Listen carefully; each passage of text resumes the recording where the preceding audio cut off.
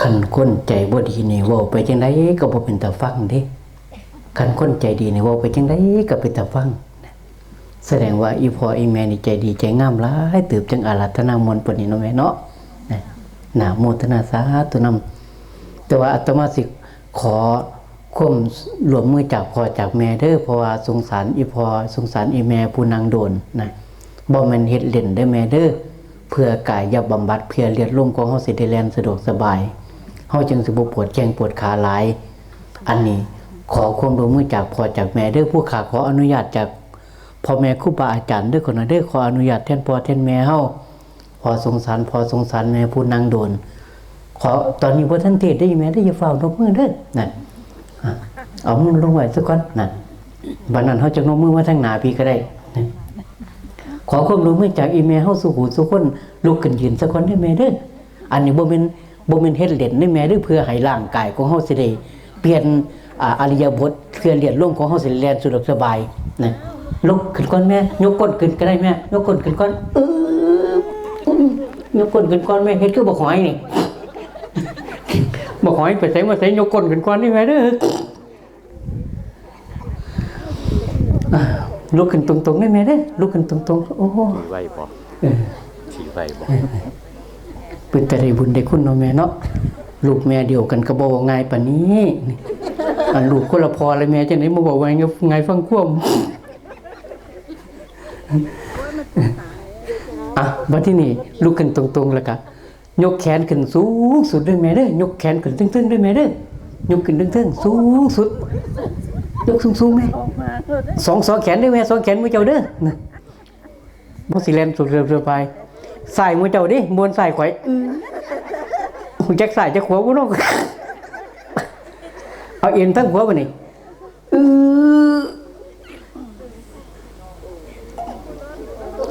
เอ็นไปทางซ้ายบ่นี่เอาขวาอีกโอ้ตายเอาบัดนี้นี่เอามือลงบัดเดี๋ยวจะฝ้าวนั่งเด้อเ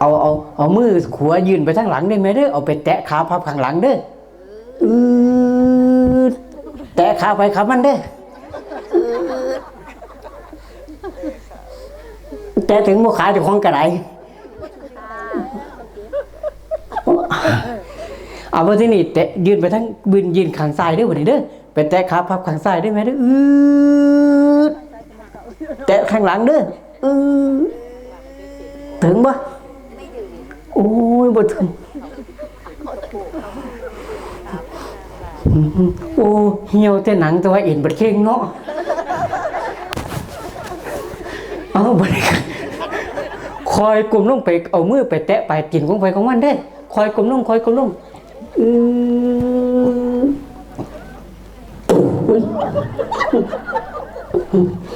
ถือว่ามันเอี่ยมไปทาง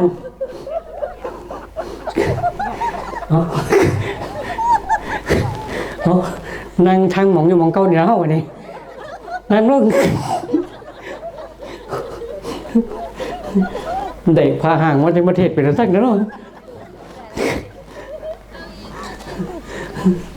นั่งก่อนดินั่งเลยโอ้อีแม่นั่งก่อนเด้ออีแม่ไปของน้ำบ่ไปของน้ำได้ก็ได้แม่เด้อแต่ว่าฝากกลับมาได้แม่เด้อไปงานกะโอ้ยแม่ก็คืองานจริงเด้อชัว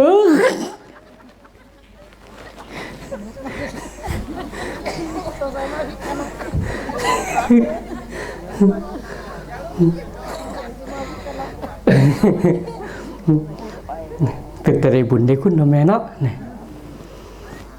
มาที่นี่เป็นได้พร้อมไปอีแม่เป็นแต่แจ้งบ่หรอเป็นตลอดบ่แม่คันบ่เป็นตลอดกับขวมเมาเด้อแม่เด้อพรอยู่ต่ำๆนึงอยู่บนตลอดก็บ่ต้องรอดเด้อแม่เอ้ยขวมเมาเป็นแต่แจ้งบ่คันบ่เป็นแต่แจ้งก็เอาน้ำล้างเอา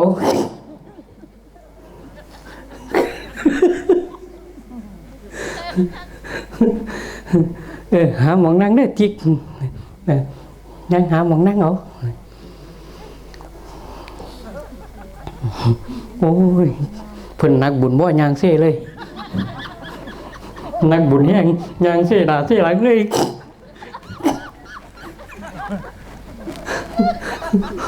ตัวนี้ตนชาติ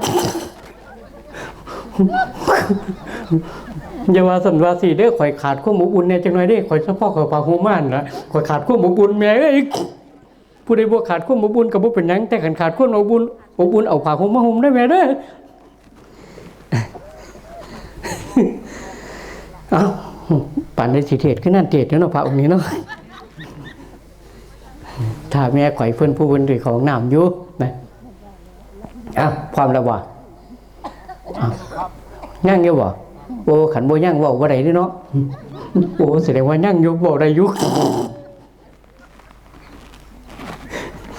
นี่พอเพิ่นตอบถือว่าย่างอยู่ครับโอ้มันเพิ่นเว้าจะมันเพิ่นซื่อสัตย์คักแน่สมกับผู้มีศีลเนาะพอเนาะ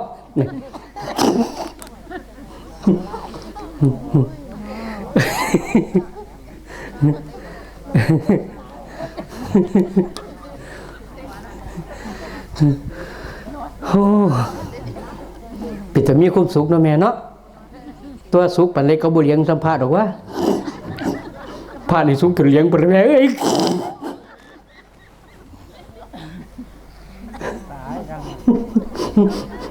สินกับสินกูอยู่ลงสู้ตัวเหี่ยวจังเหี่ยวผู้ใดผู้ใดเหี่ยวใส่สินซักออกไปวันเด้อขอบ่ซักให้เด้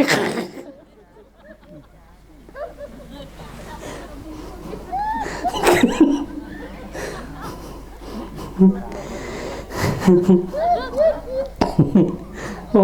กลับไปทั้งหน้าคืออยู่บ้านข่อยอยู่เนาะกลับแล้วแม่กลับมาทั้งหน้าสาธุสาธุวันนี้พนมมือขึ้นวันนี้บนเบิดเวลาหรอบ่ยังอยู่บ่โอ้เบิ่งดูอีแม่บางก่อนข่อยสิมาเนี่ยข่อยไปแสดงธรรมงานไต่ดังเขาเจ้าโอ้ยข่อยละวานเขาอยากจะฟังข่อยบ่อยากฟังข่อยจักหน่อยแม่มืดสู่ขู่สู่คนนั่งอยู่หั่นแม่บ่อยากฟังข่อยมันอยากฟังต่อป่ะนะโอ้ยพระเทศสู่ฟังเทศอยากฟังต่อบ่อยากฟังพระเลยไปงานไต่ดังเขาเจ้ารู้จักอยู่เนาะงานไต่ดังเนาะบ้านเฮาว่างานศพแหมแม่นศพบ่ฮืออยู่ไต่ดังนี่ฮือศพบ้านใดถึงดังแม่เอ้ย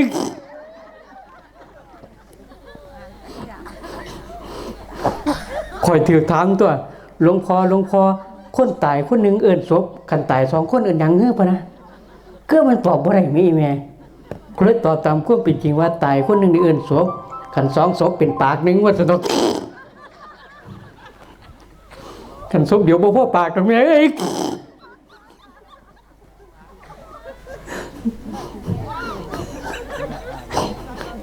แต่ว่ากับแปลกอย่างนึงว่าทางบ้านข่อยนี่ข้าเจ้าสิเฮ็ดบ่คือบ้านคือเฮาคือบ้านเฮาดิแม่ข่อยอยากให้เขาเจ้ามาเห็นประเพณีทางเฮาอยู่คือมันเขาเจ้าบ่ศรัทธาพระก็บ่จักคือมันเห็นว่าพระเทศน์โดนโพดเทศน์ดูโพดเลยบ่ศรัทธาก็บ่จักคนตายบ่ม่นพระได้แม่ในเขตนั้นเขาเจ้าเฮ็ดแปลกๆกันจังว่าส่วนมากมีแต่คนบ่ทันตายได้ไปม่นพอคนตายแล้วลุกมาบ่ได้แม่เอ้ย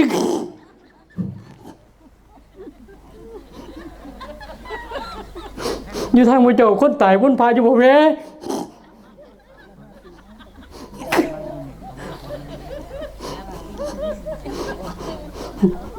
ทางบ้านเฮาคนตายบนพาบ่แม่มีแม่ว่าจะสิได้บาปตัวบุญนั่นหัวดำคนกันตัวบาปนั่นหัวโลนกันเลี้ยง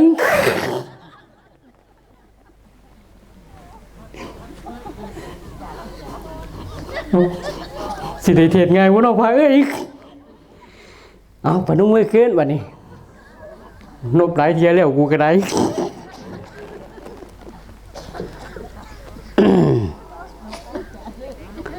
นะโมตัสสะภะคะวะโตอะระหะโตสัมมาสัมพุทธัสสะนะโมตัสสะภะคะวะโตอะระหะโตสัมมาสัมพุทธัสสะนะโมตัสสะภะคะวะโต อะระหะโตสัมมาสัมพุทธัสสะ บุญญะเมวะโสสิเคยะอายัตถังสุขินทริยังทานันจะสมัจจริยันจะเมตตาจิตตันจะภาวเยเอเตธัมเมภวยิตวาตโยสุขังสมุทเยอภยาปชังสุขังโลกังบัณฑิตูอุปปัจจติ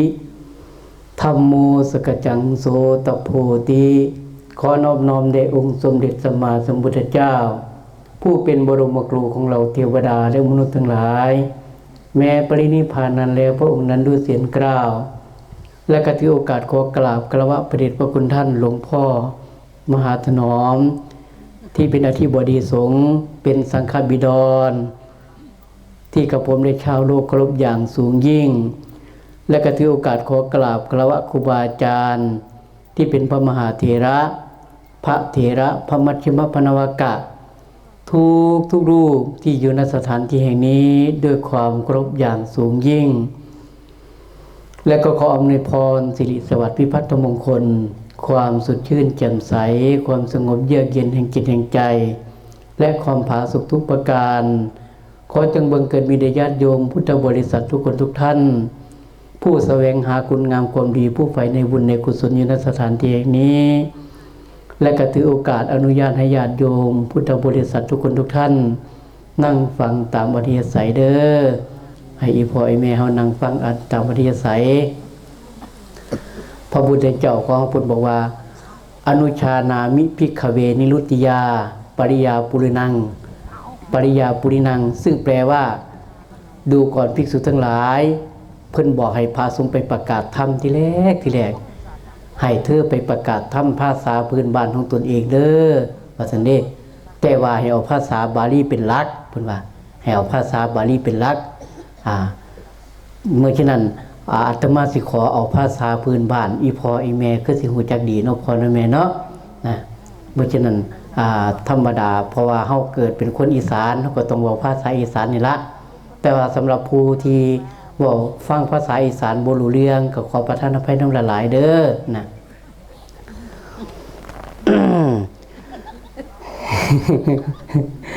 อีแม่อาตมาสิขอรับสารภาพความจริงได้แม่เด้อความจริงก็คือความจริงเนาะแม่เนาะอย่าเอาคำบอกคำจาของลูกของเต่าไปเปรียบเทียบกับครูบาอาจารย์ผู้เพิ่นเรียนรู้จบสูงด้วยแม่เด้อเพราะอาตมากิเลสหนาปัญญาหน่อยโดยโอกาสในการศึกษาบอกรับสารภาพความจริงอาตมาบ่ได้เรียนหนังสือแม่แต่ชั่วโมงเดียวได้แม่บ่ได้เรียนหนังสือแม่แต่ชั่วโมงเดียวอาศัยฟังเอาซื่อๆได้แม่เพราะอาตมาตาบ่ดีนะอาตมาตาบ่ดีอาศัยฟังเอาฟังจากไผฟังจากหลวงพ่อสมภพส่วนหลายฟังจากหลวงพ่อสมภพส่วนหลายนอกนั้นก็มันฟังจากครูบาอาจารย์หลายๆรูปหลายองค์แต่ว่าได้จากหลวงพ่อสมภพประมาณ 90% พุ่นล่ะได้ขอวัดขอปฏิบัตินำเพิ่นเลยไปปฏิบัติแล้วเอาความรู้สติปัญญาที่เพิ่นแนะนำบอกกล่าวนั่นล่ะเอาไปปฏิบัติมันก็เลยได้มาเว้ามาจากกับพ่อกับแม่แต่ว่าที่แน่ๆธรรมดาเจ้าของฟังเอาเนาะมันก็สิบ่คือเรียนรู้ปานใดล่ะแต่ว่าที่แน่ๆอย่าเอาคำบอกคำจาของลูกของเต่าไปเปรียบเทียบกับครูบาอาจารย์ผู้เพิ่นเรียนรู้จบสูงได้แม่เด้อมื้อนี้เฮาได้มาสร้างบุญสร้างบารมีคำว่าบารมีแปลว่าหยังบัดนี้บารมีนี่แปลว่าสะสมคันสร้างคุณงามความดีอื่นว่าบารมีแต่คันสร้างความชั่วนี่อื่นว่าอาสวะไขอาสวะไขยวะหังนิพพานะปัจจโยโหติวตุว่านะนี่อาสวะไขยวะหังอาสวะนี่คือหมายความว่าเป็นบอกไงว่าเป็นผลทางลบผลทางเทวบ่ดีบ่งามแปลว่าทั่วสวะแปลว่าไร้ซ่านเข้าไปสู่ในหัวใจของเฮาสิ่งที่บ่ดีบ่งามเอิ้นว่าอาสวะไขตัวนี้ยกว่าขยะแปลว่าของเสียมของเบิดค่าของบ่มีราคาเอิ้นว่าอาสวะแต่ว่าบารมีบัดนี้บารมีนี่แปลว่าสะสมคุณงามความดีคืออีแม่เฮาเฮ็ดอยู่นี่ล่ะบารมีนี่พ่อเฮาเฮ็ดอยู่แล้วนี่หนึ่งล่ะที่แน่ๆเห็นอยู่นี่คือขันติบารมีนี่นั่งอดนั่งทนซ้ำใด ยอมรับอยู่ดีพอเลยแม่เนี่ยนางได้ทนขักอยู่ดีเต้หัวคำบุญแม่จักองค์แล้วแม่พ้นเทศอยู่นี่อีพ่อจักองค์แล้วพ่อจักองค์แล้วแม่5 องค์เลยติโอ้ต้นบุญธรรมดาดิ5-6 ชั่วโมง7 ชั่วโมง8 ชั่วโมงหนูเจ้านั่งนี่แม่ยอมรับว่าหนูเจ้านั่งได้ทนเติบอยู่ดิแต่ว่าบ่เป็นข่อยย่องสู่ไม่ออกบ้านข่อยบ่ได้บ่เป็นข่อยย่องบ้านข่อยนี่โอ้ยเขาเจ้านั่งได้ทนอีหลีแต่ว่าบ่เป็นจะได้บุญสมูเจ้านั่งนี่เขาเจ้านั่งเล่นไฮโลแม่เขาเจ้านั่งเล่นไพ่เล่นไฮโลแต่ก็เป็นแต่ยังนึงเป็นแต่เงินยังนึงว่านั่งเล่นนำกันเบิดมื้อบ่มีผู้ใดเจตนาดีต่อกันดิมีแต่ผู้สิกินกันเด้นั่นน่ะสู่แต่เฮาบ่ได้แต่เฮานั่งนำกันบ่มีผู้ใดว่าสิกินกันเด้นั่นน่ะบ่มีผู้ใดว่าสิแท้งกันเด้พวกนั่งเล่นไฮโลมีแต่สิแท้งกันเด้หั่นน่ะเปิดกูสิแท้งป่ะนะแท้งมากกูสิกินเอาไปยังสิกินกันบ่ได้แท้มันมีแต่ยากอยู่หั่นผู้ใดยักกูยักเด้อกูยักเด้อบอกเลยว่าเจ้าของเป็นยักษ์แม่นไว้แม่โอ้มื้อเจ้านั่งอยู่กันนี่บ่มีผู้ใดว่าสิบ่ได้สิเป็นยักษ์นี่เนาะน่ะสู่ได้เฮาบ่ได้ถ้าเฮานั่งชั่วโมงเดียวเขาเจ้านั่งเป็น100ชาติก็บ่สู่ให้เฮานั่งได้ชั่วโมงเดียวดิแต่เฮานี่นั่งแบบสะสมบารมีแต่ว่าเขาเจ้านั่งแบบสะสมอาสวะกิเลสอาสวะไขอาสวะกิเลสนะเมื่อนั้นเฮาเฮ็ดแบบนี้เอิ้นว่าเป็นสิริมงคลสิริมงคลแปลว่าหยังบัดนี้สิริแปลว่าความสวยงามมงคลแปลว่าหยังมงคลย่อมาจากมังคลังอุตตมังเศรษถังแปลว่าแนวดีแนวงามแนวมันสิเจริญนะเฮาเฮ็ดไว้จังซี่อีพ่ออีแม่เอ้ย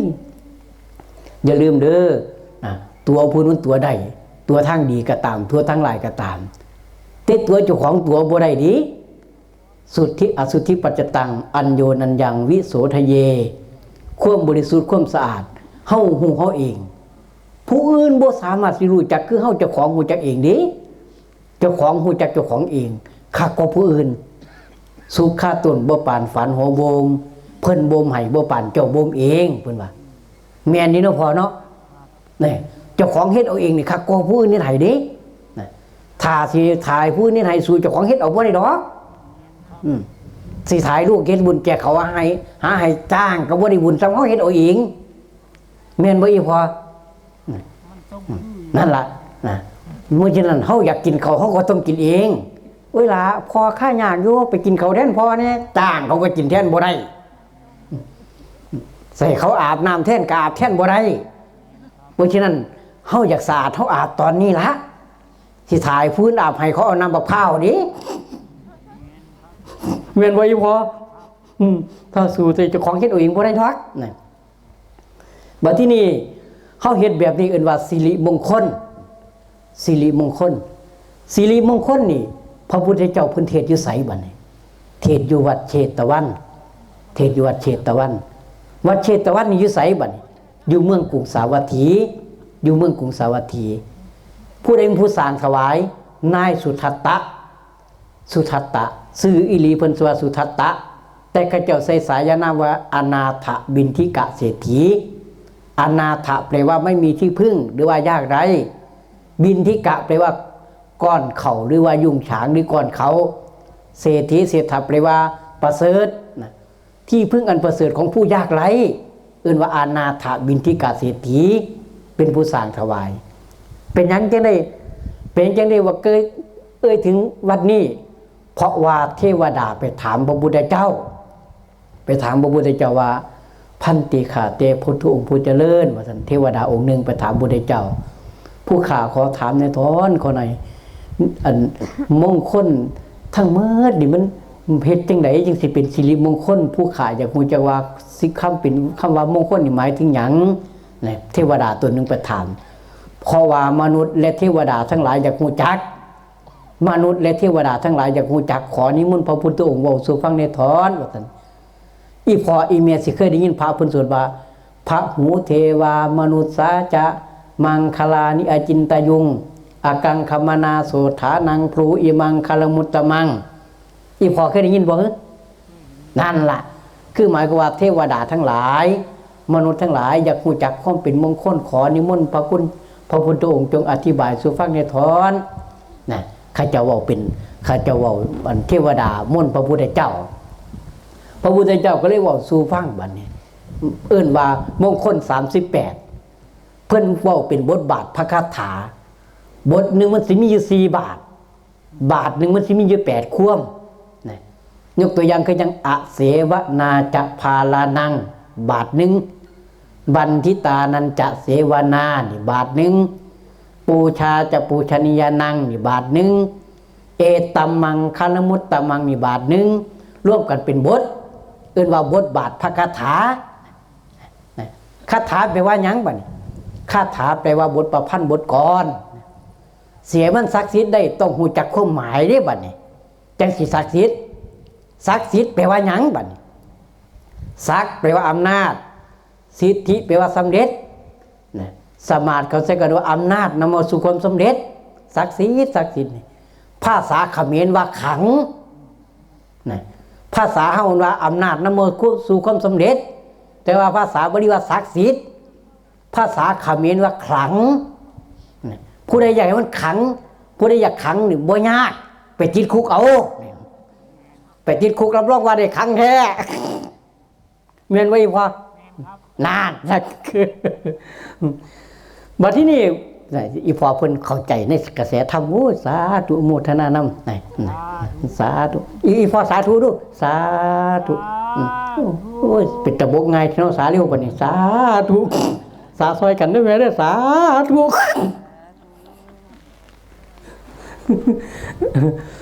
บัดที่นี่เพิ่นว่าเพิ่นว่าไว้บัดนี้เพิ่นว่าไว้เป็นบทบาทพระคาถานะอยู่ในพระสุตตันตปิฎกหลวงพ่อสมภพเพิ่นบอกสู่อาตมาฟังนะอยู่ในเหลี่ยมที่25ข้อที่5หน้าที่3เพิ่นว่าเหลี่ยมที่25ข้อที่5หน้าที่3เพิ่นเว้าเป็นบทบาทพระคาถาอีพออีแม่มีโอกาสไปเปิดเบิ่งได้ในพระไตรปิฎก45เล่มนะ45เล่มย่อมาจากหยังบัดนี้ย่อมาจากพระพุทธเจ้าเพิ่นประกาศธรรมได้45ปีตั้งแต่มือตรัสรู้ไปหามือปรินิพพานได้45ปีแม่นบ่พอนั่นล่ะพระไตรปิฎกก็เลยย่อมาจากตัวนี้เลยเป็น45ปี45เล่มไตรปิฎกแปลว่าหยังไตรแปลว่า3ปิฎกแปลว่าภาชนะหรือตะกร้ารองรับคำสอนของพระพุทธเจ้าพระสูตร 21,000 ข้อพระวินัย 21,000 ข้อพระอภิธรรม 42,000 ข้อร่วมกันเป็นว่า 84,000 พระธรรมขันธ์คำว่าขันธ์แปลว่าหยังบัดแปลว่ากลุ่มแปลว่ากองแปลว่าหมู่นะยกตัวอย่างคือยังหมู่หาอย่างนี่อยู่ในตัวเฮานี่เอิ้นว่าขันธ์หาเอาใส่จานมากเกินว่าขันธ์หาเอาใส่แจกันมากเกินว่าขันธ์หาบ่ได้ว่าเอาบัดนี้ไหว้พระรับศีลเด้อยกจานหาขึ้นบ่ได้ว่าดิขันธ์หาคือเขาเด้นั่นน่ะแม่นบ่พอนั่นละขันหาเฮายกขันหาถวายเพิ่นน่ะนะมอบกายถวายชีวิตให้แก่พ่อแม่ครูบาอาจารย์แก่พระรัตนตรัยยกขันหาขึ้นบ่ได้ว่ายกจานหาเด้โอ้ยพออีเมียจริงเนาะหนาวโมทนานำบัดที่นี่เพิ่นก็เลยว่าไว้เป็นบทบาทพระคาถาผู้ขาดที่ขอเว้าสู่ฟังเด้อนะแต่ว่าอาจสิบ่ละเอียดได้อีพออีเมียเด้อพอของกินบ่กินมันเน่าของเก่าบ่เรามันลืมเนาะพอเนาะแม่เนาะนะของกินบ่กินมันเน่าของเก่าบ่เรามันลืมนะเพิ่นว่าไว้ธรรมดาเลยพอเลยแม่เอ้ยสัตว์อยู่ใต้ลมฟ้าทุกคือหมายก็ว่าคนเฮาทุกคนทุกท่านบางเทียบางครั้งเฮายังเป็นผู้มีกิเลสอยู่อาจจะบ่ไงว่าอาจจะบ่สมบูรณ์แบบปานใดละเพิ่นว่าไว้ว่าอาเสวนาจะพาละนั่งอย่าได้ไปอยู่ใกล้กับหมู่คนพาลศาสตร์ที่แนวบ่ดีให้หลีกไกลนี้เว้นบัณฑิตานั้นจะเสวนาศาสตร์ที่เมธาเสียบัณฑิตตัวตนนักปราชญ์ผู้ฉลาดรอบรู้แหวเกื้อกอมสหายบูชาจะปูชนียนั่งคนดีนั่นควรบูชาเอาแบบอย่างย่างตามหลังเพิ่นผู้จังสั่นมีแต่ใดบ่เสียไอ้น้องเอ้ยเอ เอตัมมังคารมุตตมังอันนี้คือมงคลอันประเสริฐเด้อเพิ่นว่าอันใดล่ะนี่คือหมายความว่าเป็นเอิ้นว่าเป็นสิริมงคลนะนี่วันนี้น้องนุ่งไอเยกพ่อแม่ของเฮาคาจีเพิ่นที่เพิ่นม่วนนั่นที่เพิ่นม่วนสวดอันนี้เวลาสังเกตเบิ่งง่ายๆเด้อพ่อเด้อแม่เด้อเวลาเพิ่นสวดอันนี้สวดอย่างอื่นบ่ทันจุดเทียนดิสวดสวดโยจักกุมาหรือว่าสวดสัมพุทเทนี่สิบ่ทันได้จุดเทียนดิสวดนะโม8ก็บ่ทันจุดเทียนพอแต่พาหูเทวาหรือว่าอาเสวนาจะพาลานังนี่เพิ่นสิจุดเทียนใส่ขันน้ำมนต์ทันทีเลยดิแม่นบ่อีพอทางบ้านเฮ็ดบ่นั่นล่ะบัดนี้นี่เป็นจังจะเอาขันเป็นจังจะเอาน้ำมนต์มารองรับบัดนี้มองขันน้ำมนต์นั่นมีปริศนาธรรมนี่อีพอมีปริศนาธรรมจังไดมันมีไม้2ไม้กายอยู่ทั้งขันนั่นน่ะเอิ้นว่ากล้วยกินกาแม่นบ่อีพอเพียงคือว่ากล้วยกินกาบัดนี้เพราะว่าพระพุทธเจ้าทั้ง5พระองค์นี่กุสันโธโกนาคัมมโนกัสสโปโคตโมสีอาริยเมตโยนี่ข้าเจ้าเคยเป็นลูกแม่เดียวกันข้าเจ้าเคยเป็นลูกแม่เดียวกันจังไดข้าเจ้าเคยเป็นลูกอีกาขาวไปเฮ็ดหั่งอยู่ฝั่งแม่น้ำกาขาว2ตัวผัวเมียไปเฮ็ดหั่งอยู่ต้นบักเดืออยู่ฝั่งแม่น้ำอยู่ต่อมาลมเลยมาพัดในเมื่อลมพัดแล้วก็นี่ไข่เล็กก็จะกระจายไปนะไข่ก็จะกระจายไปแต่ว่าไข่บ่แตกไข่ที่1ไก่เอาไปเลี้ยงเลยใส่ซื้อผู้เอาไปเลี้ยงใส่ซื้อตามผู้เอาไปเลี้ยงว่ากูสันโธนี่หมายถึงไก่เอิ้นว่ากูเอิ้นไก่นะนี่หมายถึงกูสันโธหมายถึงไก่โกนาคัมมโนองค์ที่2เป็นพญานาคเอาไปเลี้ยงลีใส่ชื่อว่าโกนาคัมมโนใครที่3เต่าเอาไปเลี้ยงเต่าไปดูแลเอิ้นว่ากัสสปะหรือกัสสโปนี่หมายถึงเต่าใครที่4งัวเอาไปเลี้ยงเลยใส่ชื่อตามผู้เพิ่นเอาไปเลี้ยงว่าโคตมะโคตโมบ้านเฮาว่าโคดมพระโคดมนะใครที่5ราชสีห์เอาไปเลี้ยงเลยใส่ชื่อว่าสีอาริยเมตโยซะเด้นะสีอาริยเมตโยนี่ถึงใครนี่เฮาสิได้ยินว่าภัทรกัปหมายถึงว่ากัปนี่โลกนี่มีพระพุทธเจ้ามาตรัสรู้5พระองค์นะเอิ้นว่ากุสันโธโกนาคัมมโนกัสสโปโคตโมอาริยเมตโยทั้ง5พระองค์นี่บัดนี้นี่เป็นลูกแม่เดียวกันจังไดคือข้าเจ้าเคยเป็นลูกกาในเมื่อในปริศนาธรรมยุคถึงขันน้ำมนต์สิมีไม้2ไม้กายถึงขันน้ำมนต์หรือว่ากล้วยกินกาบ่ทิ่มห้อยพ่อห้อยแม่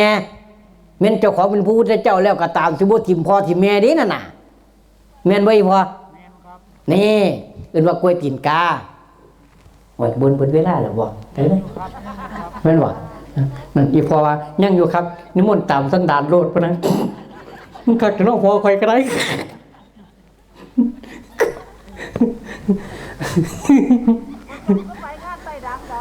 ได้ก็อยู่แม่สาธิตท่องจันทร์โอ้สาธุบัดที่นี่เพิ่นก็เลยว่าเป็นปริศนาธรรมจังไดบัดนี้เฮ็ดปริศนาธรรมอีกเด้อบัดนี้มีปริศนาธรรมคือ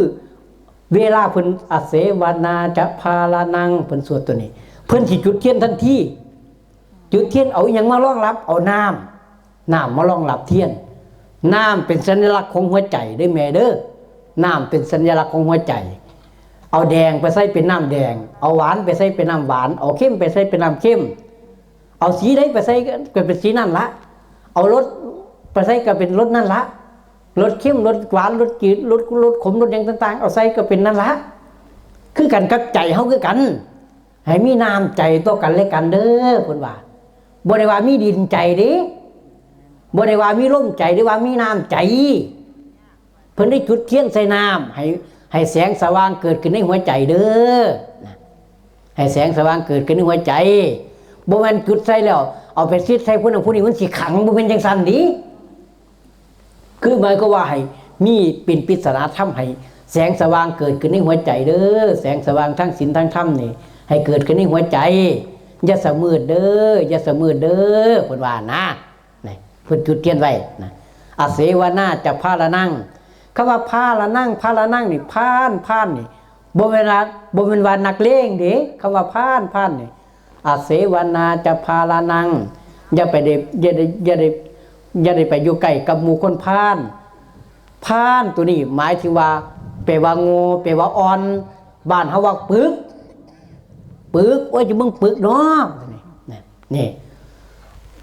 เฮาสิเคยได้ยินว่าอันตพาลโอ้ยเบิ่งนี่คนอันตพาลนี่บ่เป็นตัวคบมันนี่มันคนอันตพาลแปลว่าหยังบัดนี้อันทะแปลว่ามืดพาโรแปลว่าโง่แปลว่าอ่อนแปลว่าปึกทั้งโง่ทั้งปึกบ่เป็นตัวคบกับมันบักอันนี้น่ะมันมืดมันบ่ฮู้จักผิดจักถูกดอกนะนั่นน่ะความหมายอื่นว่าพานอันตพาลน่ะนะนี่บัดนี้บัณฑิตานั้นจะเสวนานี่คือหมายความว่าคบบัณฑิตนี่แปลว่าหยังบัดนี้แปลว่าผู้รู้ภาษาพราหมณ์ว่านักปราชญ์ภาษาพราหมณ์ว่านักปราชญ์ภาษาบริวารบัณฑิตานันจะเสวนาแต่ว่านางอยู่นี่คือสิเป็นนักปราชญ์บางคนก็สิเป็นนักปราชญ์ได้บางคนก็ปราชญ์ได้แต่ว่าข่อยบ่มีโอกาสได้เป็นนักปราชญ์ดอกก็สิวางสั้นข่อยบ่มีผู้ใดมีมีดจึงสิเป็นนักปราชญ์ได้แม่เอ้ยโอ้ยมีแม่เป็นนักปราชญ์มาก็กันแม่ก็ได้สิว่าผู้เฒ่าบ่จริงก็บ่แม่นเด้นั่นน่ะปากน้อยๆสามารถอมผู้ได้เนาะปาด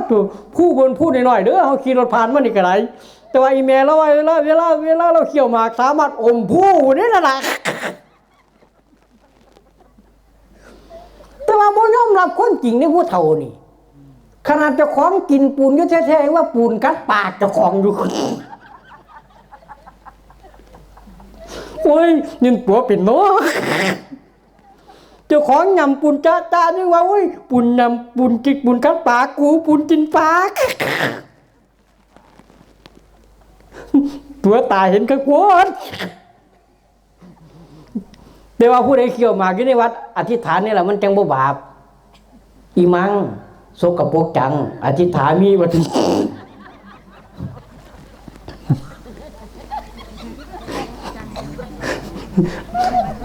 เงินไว้แม่อย่าเกลียดให้ลูกให้เต้าเด้อผู้ใดสิสูบยาอันนี้ในวัดในว่าอธิษฐานเนี่ยมันจังบ่บาปอีมังคนออกดังบ่ตายก็ยังอธิษฐานมีว่าผู้ใดรับโทรศัพท์อยู่ในวัดในว่าอธิษฐานนี่เรื่องมันจังบ่บาปยกตัวอย่างก็ยังเฮารับผ่าไตนี่ก็ว่าอีมังจิกะจิวรังอธิษฐามินะเฮารับอาหารในอีมังโภชนะภาชนะอธิษฐามินะแต่คันรับโทรศัพท์อยู่ในวัดอธิษฐานนี่เรื่องมันจังบ่บาปว่าจะในหัวจักบ่อีมังโทดูจังจนว่าเงินบ่ยังอธิษฐามิกว่า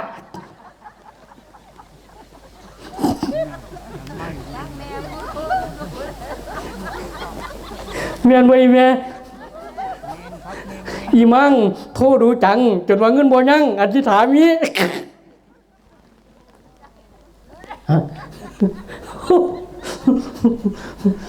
ท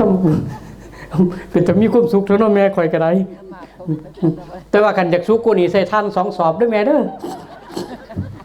รับรองว่าเหลียดจะดูสุขคักจนไหนแม่เอ้ย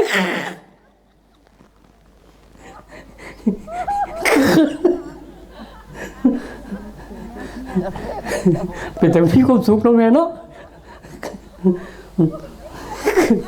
อีเมว่าเจ็บใส่เพราะนะกันเจ็บใส่กันเจ็บเด็ดตัวหีดเพี้ยออกกันเด้อ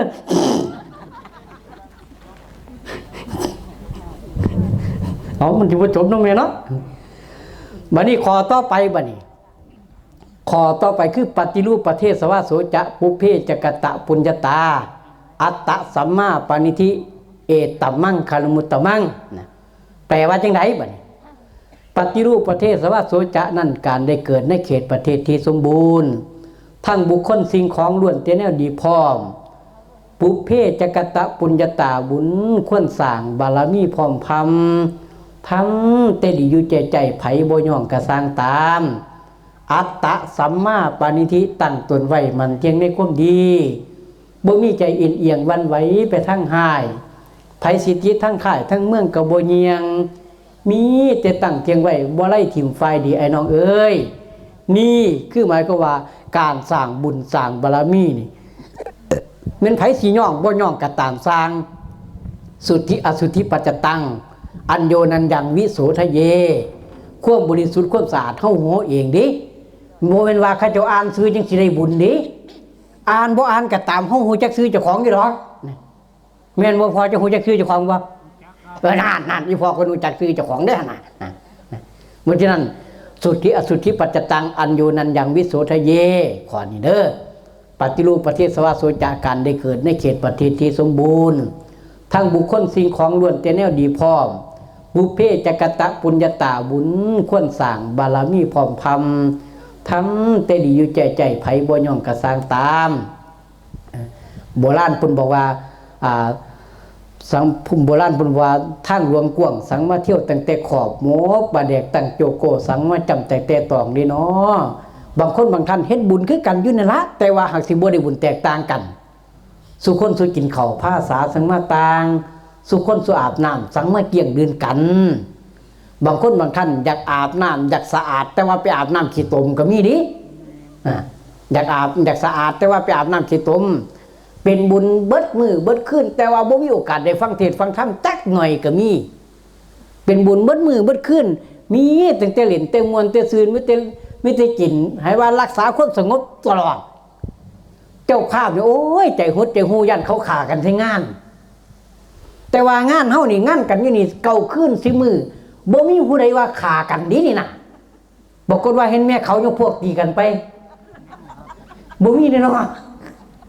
นี่งั้นเบิดขึ้นข่อยมันได้ใจเลยว่าบ่มีผู้ใดขากันดอกแม่นบ่ขากระล่มแล้วบางคนก็ได้บ่ทันลูกปานนี้ละไปฮอดบ้านเพิ่นบ่ว่าจังซั่นนี่โอ้ยมื้อคืนนี่กูไปฟังเทศน์เบิดคืนเพิ่นบ่ว่าเพิ่นมานอนเบิดคืนเด้แต่ว่าใหญ่ลูกบาปเป็นกรรมเป็นบาปเป็นกรรมได้แม่เด้อเทศก็เทศไปดูอยากนำคนนอนดิว่าหยอกอีแม่ก็สิรักบ่เป็นหยังดอกอีแม่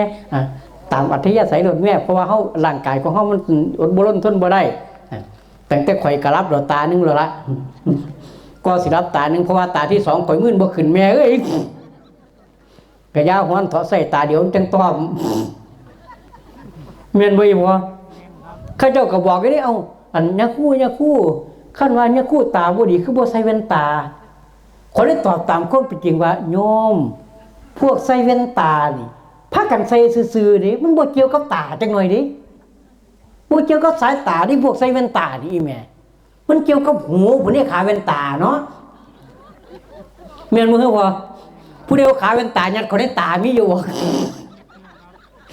โอ้พวกใส่แว่นตามันบ่เกี่ยวกับตามันเกี่ยวกับหู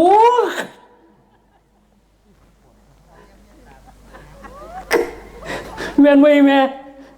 ข่อยว่าข่อยตาบ่ดีดอกยังมีคนตามืดก็ข่อยอยู่แม่แต่สงสารข้าเจ้าสิบ่เห็นหงอยู่สังเกตเบิ่งข่อยสงสารคือแม่นไม่ออกได้บ่นี่ข้าเจ้านั่งอยู่แก่ได้บ่นี่อยู่งานเฮานี่ล่ะถามข่อยถามไปแต่สงสารคือหยังนี่แม่พระก็บ่เห็นหงโยมก็บ่เห็นหงข่อยยืนอยู่ตั้งนานไว้ถามข่อยถามไปแต่สงสารคือหยังเพิ่นสิบ่เห็นหงอยู่สังเกตเบิ่ง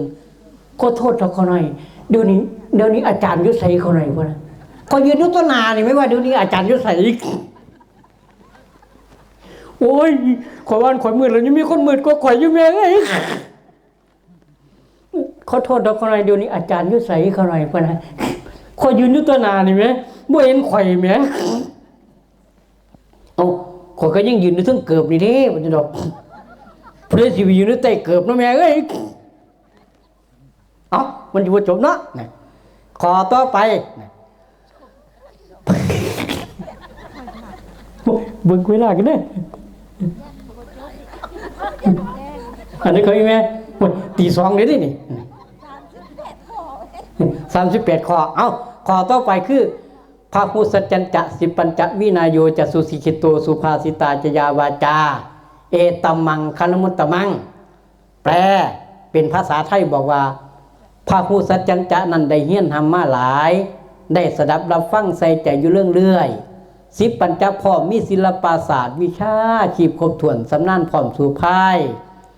วินัยโยจะสุสิกิโตเพิ่นบอกว่ามีวินัยดีได้ฝึกฝนอบรมระเบียบงามม่วนพร้อมสุภาษิตาจยาวาจาความขานเว้าเป็นคุณธรรมอันล้ำค่าเป็นของฝากจากลมฟ้าเอามาตอนเสน่ห์ใจบ่โสดาด้วยเว้าแม่นก็เป็นพิษขั้นใจบ่โสดาดองเว้าดีก็เป็นห้ายใจบ่ศรัทธาแล้วแสนสิอ้อยกับปานดาแสนสิว่าจ่อยๆกับปานไม้ทั้งตาเว้าถือขอกินได้ง่ายเว้าไปถือบาดให้ถามซื้อก็บ่ขายแม่นบ่อีพอแม่นครับทั้งหลายเพิ่นอึดข้าวปูปลาเนี่ยอึดอยากย่ำอึดอยากความปากบ่ได้ซื้อสิเพ่งไว้เฮ็ดหยังไม่ตีฝังลงมันตายนำกันย้อนความปากเป็นของฝากจากลมฟ้าเอามาตอนเสน่ห์นั่นตัวนะเพราะฉะนั้นพหุสัจจะนี่คือหมายความว่าการคนเฮานี่สิเกิดสติปัญญามี3ทางตัวนั้นเด้อพ่อใหญ่แม่เด้อ1สุตตมยปัญญาแปลว่าปัญญาเกิดขึ้นจากการฟัง2จิตตมยปัญญาแปลว่าปัญญาเกิดขึ้นจากการคิด3ภาวนามยปัญญาแปลว่าปัญญาเกิดขึ้นจากการประพฤติปฏิบัตินี่เอิ้นว่าพหุสัจจะนะเพราะฉะนั้นเฮาศึกษาเราเรียนแล้วก็เฮามาพัฒนาตนเองนี่ละมันถึงสิเป็นสิริมงคลนะสิริมงคลนี่บ่แม่นว่าผู้อื่นเฮ็ดให้เด้นะบ่แม่นผู้นั้นเฮ็ดให้ผู้นี้ให้จึงสิเป็นสิริมงคลบ่แม่นเจ้าของเฮ็ดเองเด้จังสิเป็นสิริมงคลแก่เจ้าของนะมื้อนั้นตัดกรรมตัดเวรต่ออายุต่อชะตาคือกันบ่แม่นเจ้าของบ่แม่นผู้อื่นเฮ็ดให้เจ้าของเฮ็ดเอาเองดิคันผู้อื่นต่อให้กันได้นั่นบ่มีผู้ใดตายจักคนคันต่ออายุให้กันได้นั่นน่ะตั้งแต่ผู้ต่อยหมู่แท้ๆคือบ่ต่อยเจ้าของฮู้จักวิธีอยู่น่ะเพราะฉะนั้นมีแต่วิธีหาตัวกินขึ้นคนซื่อๆดอกตัวอายุนี่ต่ออายุนี่เจ้าของต่อเจ้าของเองต่อจังได๋อายุแปลว่าหยังบัดนี้อายุแปลว่าพลังงานหล่อเลี้ยงของชีวิตภาษาบ้านเฮาว่ากำลังใจให้กำลังอกกำลังใจซึ่งกันและกันผัวให้กำลังใจเมียให้กำลังใจผัวมันก็มีอายุยืนบ่ปากันง่ายที่เป็นผัวเป็นเมียกันโดนคันผัวบ่ให้กำลังใจเมียบ่ให้กำลังใจผัวตายจากผู้เป็นผัวเลยได้ปากันเลยนั่นน่ะนี่คือหมายก็ว่าให้กำลังใจซึ่งกันและกันโยมให้กำลังใจพระให้กำลังใจโยมสุขคนสวยให้กำลังใจกันมันเฮ็ดหยังมันก็มีความสุขเด้อบัดนี้ขันบ่ให้กำลังใจกันระแวงกันเด้อบัดนี้ระแวงกันเลยเด้คือลมแห้งแท้ปิดพัดลมในเปียงกูอยู่ข้างนอกอะไรก็แม่โอ้พัดในทั้งเครื่องบุญหลวงเทวดาปิดให้แน่เด้อ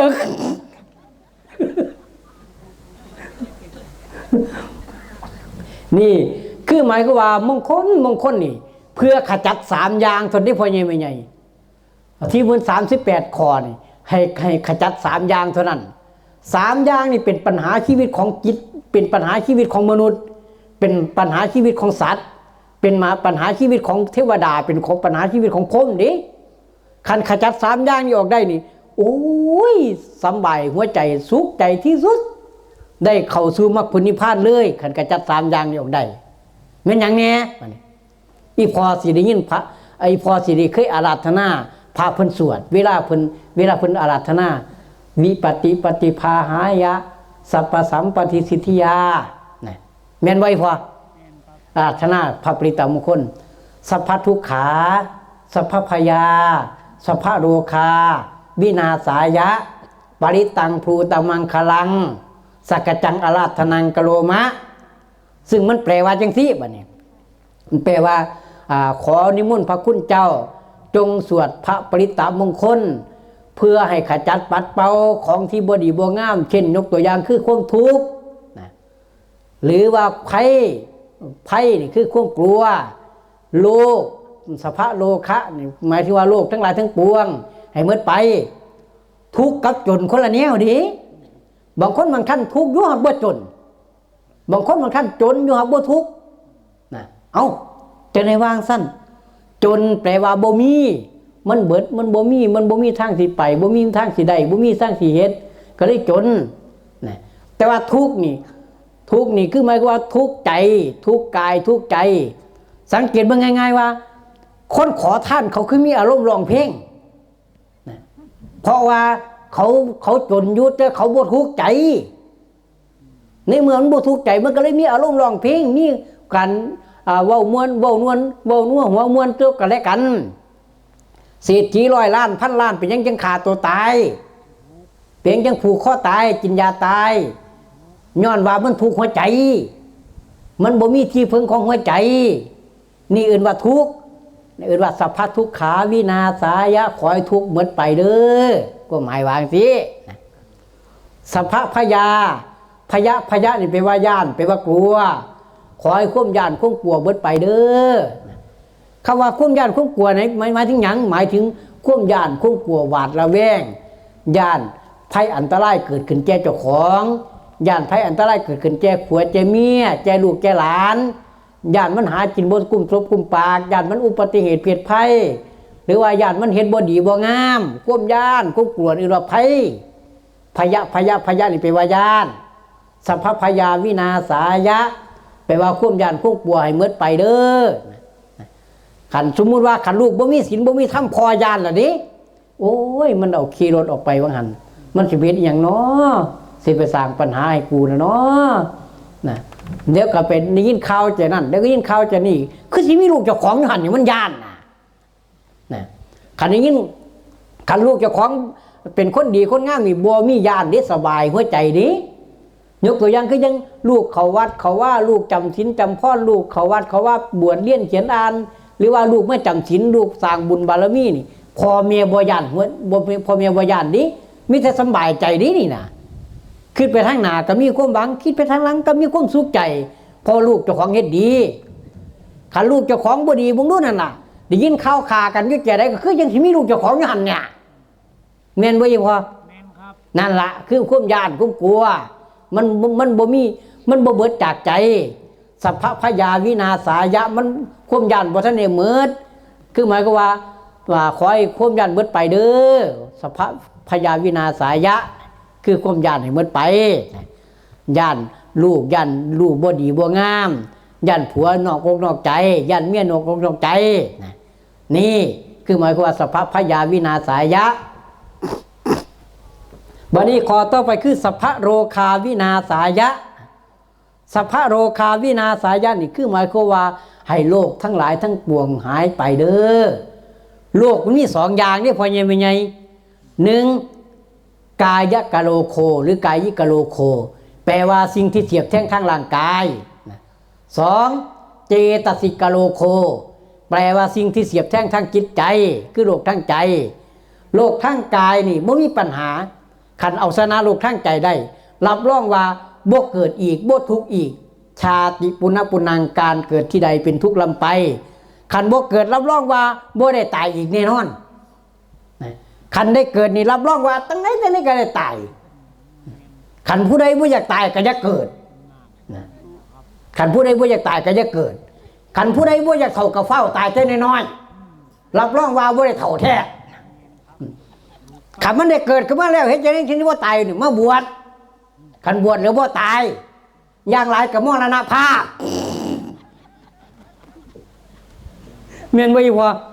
บวชแล้วบ่ตายดิเนาะมีแต่มรณะเนาะโอ้ยเดี๋ยวเด้อพ่อเด้อก็ขึ้นจากแก้แค้นเด้อพ่อหาแนวไว้ขอแก้แค้นแน่มีน้ำบ่พ่อใส่น้ำด้วยแก้แค้นนี่เนาะบุญคุณตรงตัวแค้นต้องกินน้ำมีน้ำบ่นี่กัดคนดูโลดนุ่มครับโอ้นุ่มบ่โอ้นุ่มพระบายใดดอกเนาะเพราะนุ่มบ่มีหัวพระบายใดดอกโอ้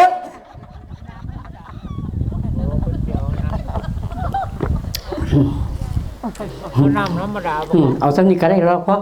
แค่นี้กินง่ายบ่ได้ยำยากกินน้ำกินง่ายเนาะบ่ได้ยำเลยเพิ่นจัดไปแล้วเพิ่นจัดไว้พอดีแล้วบัดนี้ขอต่อไปบัดนี้ไม่หยังล่ะเบิดเวลาไปแม่ ธรรมดาเลยแม่เอ้ยได้พาห่างว่าจะมาเทศเป็นตะสั่งเนาะธรรมดาเลยแม่เอ้ยคันพาทรงกระเจ้าคือว่าสุฟังนั่นล่ะ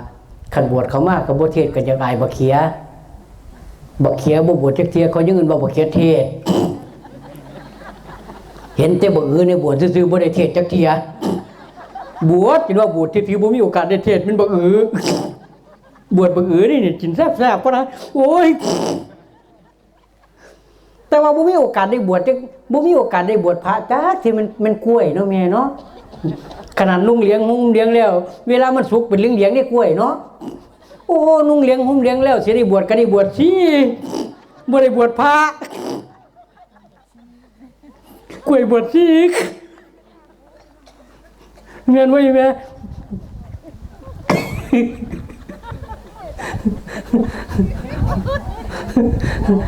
ธรรมดาเลยแม่เอ้ยบ่มีเฮียนบ่มีซ่านบ่แลกเขาเพิ่นกินข่อยก็ได้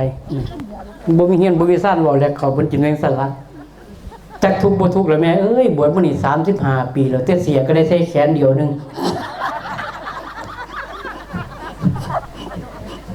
เงินไว้แม่จักทุกข์บ่ทุกข์บวชมานี่35ปีแล้วแต่ผ่าในก็บ่ได้นุ่งดอกแม่เอ้ยกะย่าหวนถอดแต่บักมีกับปลาห้ำเต็มต้นนี่หรอกเจ้ากับแปลกนี่นะบักมีไม่แต่หำบ่มีค่อยเนาะ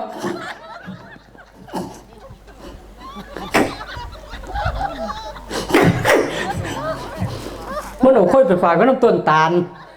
ก็สิว่าอยู่ต้นตาลบ่มีหำตาลนี่ไม่จะค่อยตาลเด้น่ะมันหำมาฝากไว้น้ำบักมีเบิ่งหำไปกูได้บักมีเอ้ยมันอยู่จบตรงแม่นะขอต่อไปวะนี่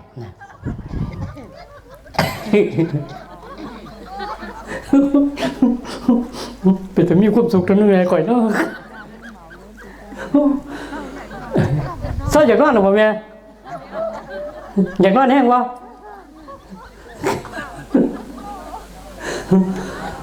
ขอต่อไปคือมาตาปิทุอุปัฏฐานังปุตตาทรัสสังคโหอนากุราจักมันตาเอตมังคลมุตตมังซึ่งแปลว่าจังไหนบัดแปลว่าจังซี่นะมาตาปิทุอุปัฏฐานังบริบัติเลี้ยงพ่อแม่ของเฮาอย่าสะทำแนวขวงไงเป็นเครื่องคำฮ้อนอย่าสว่าจาต้านให้สองเขือน้ำตาลังบาปต่อฟ้าเว้นกรรมต่อแผ่นดินไอ้น้องเอ้ยนะคือหมายก็ว่าบุญคุณหมายเลขหนึ่งผู้ใดก็ตามสร้างขันบ่อยากตกนรกขันจะขึ้นสวรรค์อย่างเดียวนี่บ่ไปหาเฮ็ดบุญอย่างอื่นก็ได้เฮ็ดกับพ่อกับแม่นี่ล่ะเป็นพ่อเป็นพระในบ้านพ่อกับแม่นี่ขันอยากตกนรกก็บ่หาเป็นเฮ็ดอย่างอื่นเฮ็ดกับพ่อกับแม่นั่นล่ะนี่เฮ็ดกับพ่อกับแม่นั่นนรกกับสวรรค์อยู่ใกล้ๆนั่นล่ะเฮาเฝ้ากองบุญนี่น่ะกองบุญนี่น่ะพ่อกับแม่นั่นน่ะมาจังสิกับพ่อพ่อแม่มานำนี่นั่นน่ะธาตุของพ่อมีอยู่20ธาตุของแม่มี12มีอยู่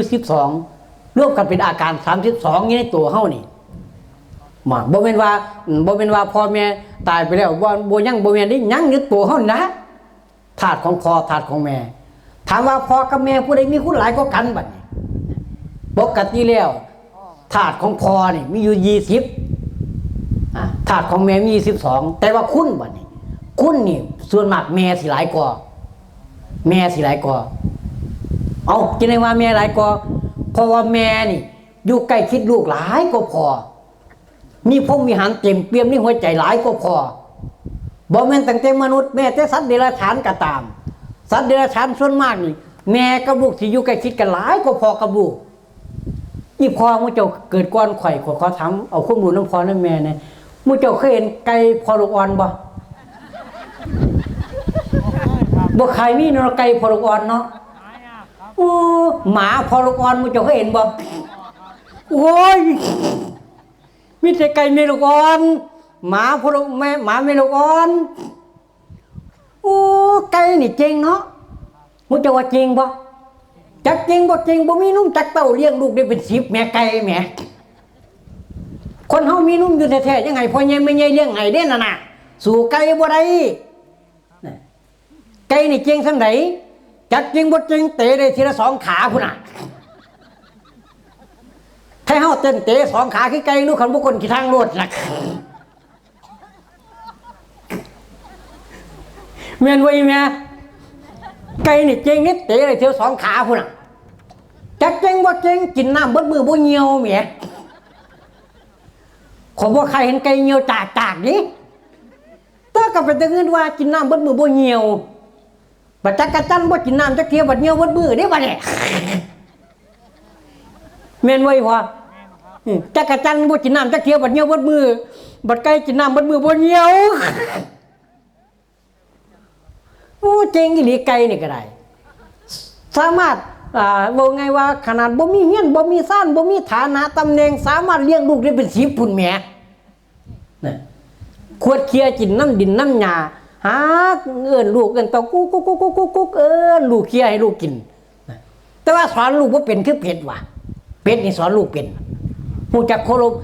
บอกยังไงว่าเป็ดนี่ฮู้จักสอนลูกสอนเต้าจะได้ว่าสอนลูกสอนเต้าว่าที่ข่อยย่างผ่านไปแหมมันเห็นพระเขาว่าจักมันเห็นพระลูกมาหากินแหมมันเห็นพระแม่เป็ดแหมแต่ว่าไก่นี่พระลูกห้องแซวดิ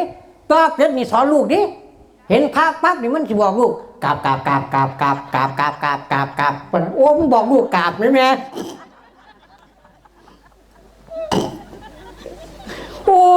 เป็ดนี่ก็บอกลูกเป็นแต่ว่าเงินเป็ดเทพนี่สอนลูกให้สงบสงเงียมนี่บัดเป็ดเทพนี่สิแตกต่างกับเป็ดแก่เป็ดกราบเด้เป็ดเทพนี่สอนลูกให้สงบสงเงียมเพราะว่าเห็นพระสงฆ์กับเจ้าอยู่ในอาการในความสงบมันบ่อยากให้ลูกมันแซวมันสิบอกลูกเด้จักปากนั่นว่าอย่าปากกันวะแม่นบ่อีพ่อ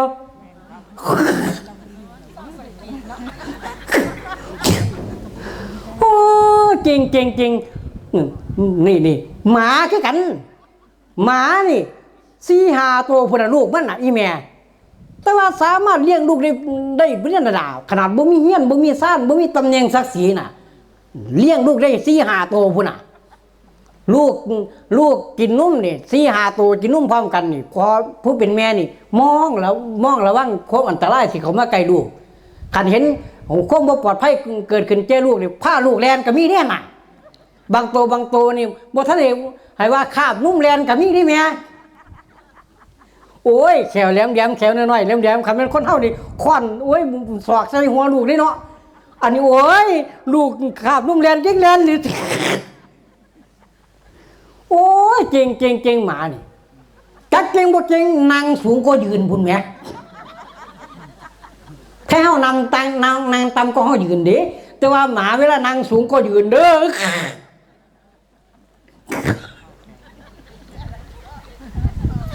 แม่นบ่พ่อมึงจะว่าหมานั่งสูงก็ยืนบ่แต่ว่าหมานี่มีคุณสมบัติแบบนึงได้หมานี่มันดีแบบนึงได้หมานี่ดีแบบไหนเพราะว่ามันเฮาแต่ตัวหน้าคันรับหลังมันเศร้าเฮาบ่คือคนเด้คันคนนี่รับหลังยังเว้าพื้นกันอยู่นี่นั่นน่ะสู่หมาบ่ได้มึงเสียกูนี่กูเห็นมากับตาว่าแต่เด้อโอ้ขนาดรับหลังยังเฮาอยู่คนก็ได้สู่หมาบ่ได้แต่ว่าหมานี่เฮาแต่คงเก่าเด้บัดนี้แต่ว่าหมานี่แต่ว่าคนนี่เว้าคงไม่เรื่อยเด้แม่นบ่อีแม่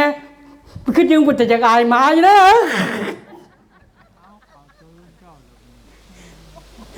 แม่นบ่อีพ่อเป็นจะอายหมาเนาะเพราะว่าหมาเฮาแต่คงเก่าแต่คนเฮานี่เว้าคงไม่เรื่อยขนาดมันเป็นหมาแท้ๆเนี่ยข่อยเป็นพระแท้ๆข่อยยังเสียเปรียบหมาแหมข่อยนี่เป็นเสียเปรียบหมาได้พอขนาดข่อยเป็นพระนี่แหมข่อยเสียเปรียบหมาแหมก็สิได้เสียเปรียบหมาข่อยไปบิณฑบาตเมื่อนั้นหมาบักดำใหญ่นั่งอยู่ข้างทางมันเป็นหมอกๆได้จังหน่อยขวานคนสิมาใส่บาตรคือจังก้มอธิษฐานโดนแท้คืออยู่บ่ได้แท้มันก้มใหญ่มัดมันหมาบักดำใหญ่นั่งอยู่ข้างทางโอ้หมานี่นั่งสูงก็ยืนข่อยย่านเขาจะว่าข่อยบ่สงบเสียงค่อยๆย่องเข้าไปย่องเข้าไปมันสิใหญ่มัดมันเหลียวมาเห็นข่อยมันสิตื่นก็บ่จักแล้วย่างบ่น่ะ ข่อยก็บาดพุ่งไปคนละทางเลยโอ้ยขันสีดามันกะยันว่ากะยันของขันสีดามันกะยันคนว่าหัวคิดบ่ลืนหมา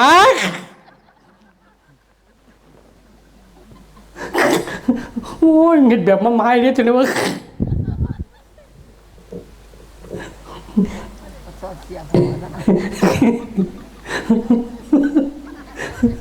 โอ้ย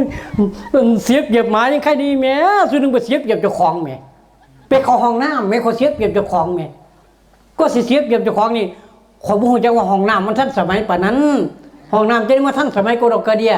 มันมีกระจกอันใหญ่ๆอยู่นั่นกระจกสองหน้าแม่ก็เปิดประตูปุ๊บปั๊บเข้าไป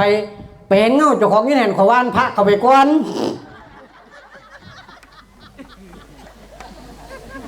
เอาเคยจกลมคนละย่านเพิ่นด่าคนละยกมือไหวเพิ่นเลยโอ้ยขอโทษนะครับเด้อผมวานมุ้ยบ่ได้เข้ามาพระองค์นั้นก็ยกมือไหวนำคือกันนั่นอะไรได้แล้วมึงคักๆมันเงาเจ้าของแม่เอ้ยเนาะมันอยู่จบเนาะแม่เนาะนี่ขอต่อไปนี่คือไอ้แห้งเนาะไอ้แห้งตาโป่งมันนี่ข่อยคุกก้อนมูได้ข่อยบ่ตึบ่ติดเพียข่อยเอาคือเก่าเด้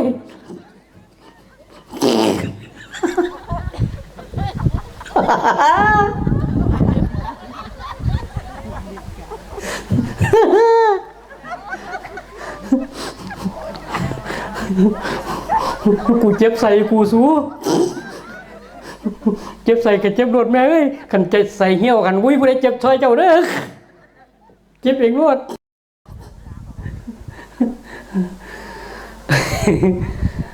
วันที่นี่ขอต่อไปคือท่านั้นจะธรรมจริยาจะญาตกานั้นจะสังฆโหอนาวัชชานิกัมมานิเอตัมมังคลมุตตมังซึ่งแปลว่าท่านั้นจานั้นให้หัวจักแบ่งหักแพ่งแบ่งปั่นซึ่งกันและกันพุ่นกับพี่นี่กะน้องปองดองหักแกนเข้ามาทุกหยาแขนว่านเอื่นซอยกันสิเป็นเนื้อหรือไตทั้งใดก็มวลซืนบ่มีเงินบาทเบี้ยทั้งทองกะอิ่มเต็มสังเกตเบิ่งเด้อพอได้ไหมเด้อสังคมมนุษย์เฮาแต่กี้แต่ก่อนสังคมคนอีสานเฮาแต่กี้แต่ก่อนนี่บ่รวยปานนี้นี่บ่สะดวกสบายปานนี้รถก็บ่ใครมีแต่ว่าเพิงพระอาศัยกันได้นะแต่กี้รถเกี่ยวก็บ่มีรถดำก็บ่มีรถวานก็บ่มีแต่ว่าอาศัยกันได้ดิหน้าวาน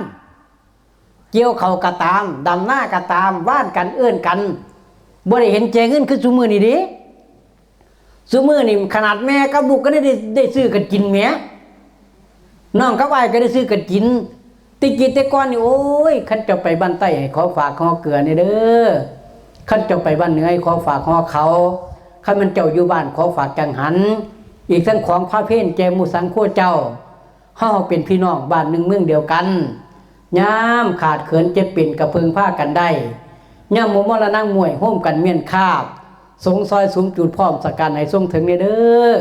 มีการทรงปนทรงแจวทรงแรงทรงง่ายกันผู้เดียวได้กินน่ะแม่นไว้พอสู้มือนี่ขนาดแม่กับลูกน้องกับอ้ายก็ได้ซื้อกันกินแม่ขนาดน้ำก็ยังได้ซื้อกินแม่สู้มือนี่แม่แต่กินแต่ก่อนนี่น้ำบ่ได้ซื้อกินนี่แม่ขนาดอยู่น้ำห้อยข้วยก็ยังดูดกินได้นะแม่นไว้พอนั่นล่ะบัดนี้คันคนจิตใจต่ำมานี่มันเอาเบียงมากระเห็นแก่โตแต่กินแต่ก่อนนี่การทรงปนทรงแก้วกันย้อนทรงปนนี่แหละขอได้ถือคันฟ้อยเมียจอยนั่งอยู่แก่ไหนวะนี่เมียจอยอยู่นี่วะ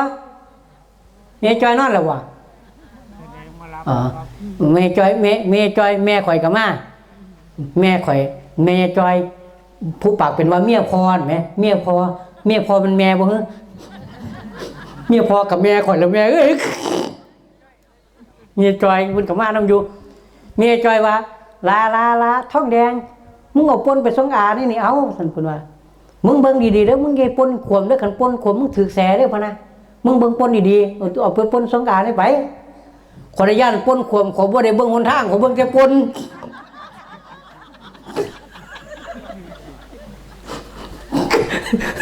โอ้ยยังไงขอยันค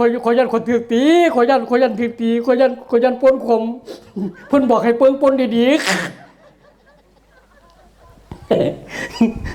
คนย่างไปตกหลุมย่างไปต่ำต่อแล้วก็ตกตีนหนึ่งตกหลุมตีนหนึ่งต่ำต่อหัวสักหัวคมไปเลยปนกับคนฟงไปคนละทางได้ไงเอามาปนเอาไปมาปนเลยบ่หอดอย่าอาซ้ำ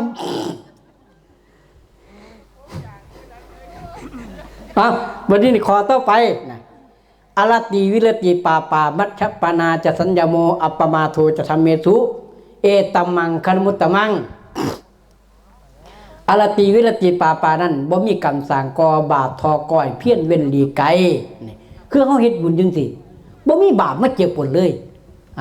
มัชฌปานั้นจะสัญญโมของเมานั้นมีโทษหนักหนาสารพันบ่หามากินสูบดมอมเคี้ยวมันสิพาเฮาหลมตกจงเป็นทาสออกบ่ได้สะพ้องเฝ้าฮอดมือตายไอ้น้องเอ้ยเอตัมมังคารมุตตมังอันนี้คือมงคลอันประเสริฐเด้อเพิ่นว่าขอต่อไปหลังจากขอต่อไปคือคารโวจะนิวโตจะสันทุถีจะกัจจัญญุตากาเลนะธรรมสวนังเอตัมมังคารมุตตมังคารโวนั้นรู้จักอ่อนน้อมเคารพยำแยงแสดงถึงกิริยาบอกค่าคุณควรฮู้บุคคลพร้อมกิจกรรมต่างๆกิจการต่างๆฮู้ถึงคุณค่าพร้อมถนอมไว้สู่ภายคนเฮานี่คันอ่อนน้อมท่องตนเป็นรับรองว่าเอาชนะใจคนอื่นได้ต้นไม้ต้นใดก็ตามสร้างที่มันอยู่สูงกว่าหมู่มันยอดได้พอยอดได้อยู่สูงกว่าหมู่น่ะที่ว่ามันอยู่สูงกว่าหมู่เป็นจังจะได้อยู่สูงเพราะว่ามันอ่อนกว่าหมู่คันอ่อนกว่าหมู่ก็ได้อยู่สูงกว่าหมู่หมดที่นี่อ่อนนี่อ่อนน้อมได้บ่แม่นอ่อนแอเด้คันอ่อนน้อมนี่สิสามารถเอาชนะใจคนได้สังเกตพวกมหาเสียงพวกสจสสอบตข้าเจ้ายกมือไหว้ตั้งแต่ทางเขาเฮียนเฮาพุ่นน่ะสวัสดีครับคุณแม่สวัสดีครับคุณพ่อโอ้ยลูกขอเพิ่งพระอาศัยพอในเด้อบ่มีหม่องเพิ่งขอเพิ่งพระอาศัยพอแน่ผมพอว่าลูกขอฝากความหวังนำพอในเด้อลูกขอสมัครลูกสมัครอบตนำเพิ่นข้าเจ้านบมือไหว้เฮาข้าเจ้านบมือไหว้เฮาจิตใจอ่อนโยบเลยว่านี่โอ้ยคันมันได้ผู้จังซี่คือสิดีเนาะนะคันมันได้ผู้จังซี่มาบริหารบ้านเมืองคือสิดีเนาะนะคันอ่อนน้อมถ่อมตนเป็นชนะเอาชนะใจเฮาได้เด้ขันลองมาซี่หนามึงดูมึงเอากูนะมึงบอกมึงเอากูมึงตายนะจ้างกับว่าอะไรจะคะแนนแมนบ่อีพอนั่นละเพราะฉะนั้นของอ่อนนี่สามารถเอาชนะของแข็งได้สังเกตเบิ่งยังไงอยู่ในปากเขานี่ลิ้นกับแขวเกิดอยู่ในปากเดียวกันลิ้นกับแขวเกิดอยู่ในปากเดียวกันแต่ว่าลิ้นเกิดก้อนแขวเด้ลิ้นเกิดก้อนแขวกระทบกระทั่งกันได้ยังได้กระตามสร้างลิ้นเป็นผู้แพ้เสมอถ้าแขวแข็งกว่าลิ้นแต่ว่าแพ้ลิ้นเด้วันนี้แขวแข็งกว่าลิ้นอยู่กับจริงแต่ว่าได้ออกจากปากก้อนลิ้นเด้วันแม่นบ่อีแม่แขวเกิดก้อนแขวเกิดที่หลังลิ้นแต่ว่าได้ออกจากปากก้อนลิ้นแม่ลิ้นเกิดก้อนแท้ๆยังจะตายข้าปากได้น่ะมูเจ้าเคยได้ยินว่าลิ้นร้อนบ่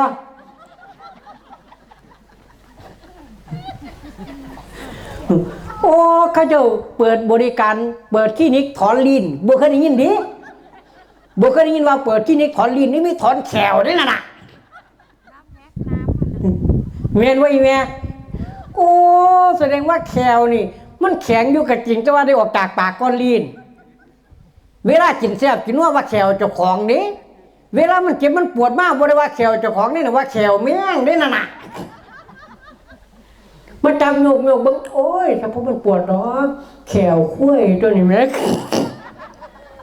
เป็นแขวคุ้ยแล้วที่เรียกว่าแขวเจ้าของก็เป็นว่าเป็นแขวคุ้ย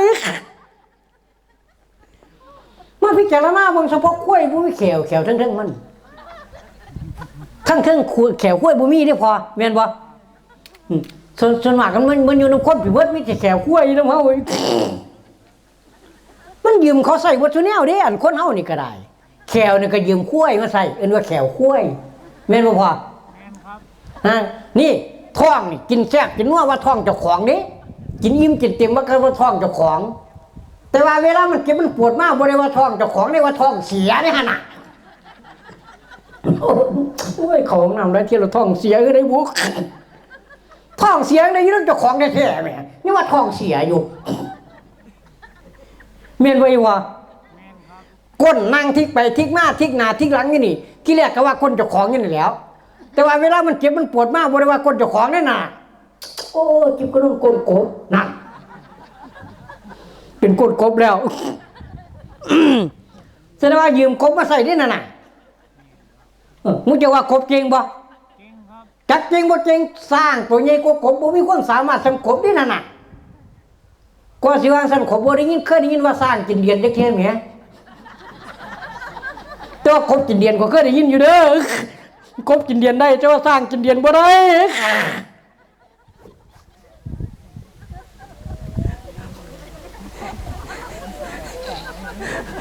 เมียนไว้แม่มึงจะเคยได้ยินว่าสร้างกินเดียนบ่มีแต่กบกินเดียนนี่เนาะนี่มันยืมเขามาใส่บทชุแนวกดกับก้นกับเป็นก้นกบแขวกับเป็นแขวข้วยที่ว่านี่แม่งอนกันมึงเป็นงอนคนงอนตอพุ่นแม่มึงอยู่ดูเลยขอดใส่งอนตอมึงเนี่ยปะนะโอ้มันยืมเขามาใส่บทชุแนวนี่ข้อเฮ้านี่กืนน้ำกับพานข้อกืนเขากับพานข้อหายใจกับพานข้อบัสรุปแล้ววนข้อเฮ้าทำข้อหอยนี่น่ะมึงบอกดูเลยบีบข้อหอยมึงเนี่ยปะนะมึงพิจารณามึงสภาพบอกหอยมึงมีข้อนี่จะกลนกับหัวนั่งปั๊บกับหัวสักชวนหลุดกลนมันแหลมเมียนบอกว่าข้อหอยยังต้องค้นไปเด้อมันยืมเขามาใส่บทชุแนวแต่วันบ่ยอมรับความจริงเนี่ยบ้านี่บ่ยอมรับความจริงจะได้ว่าบ่ยอมรับความจริงสังเกตเบิ่งเวลาเพิ่นอาบน้ำนะเวลาเพิ่นอาบน้ำหูออกจากตัวเจ้าของแท้ๆบ่ได้ว่าของเจ้าของได้ว่าขี้ไข่พุ่นน่ะอุ้ยขี้ไข่ขี้ผู้ใดผู้นี้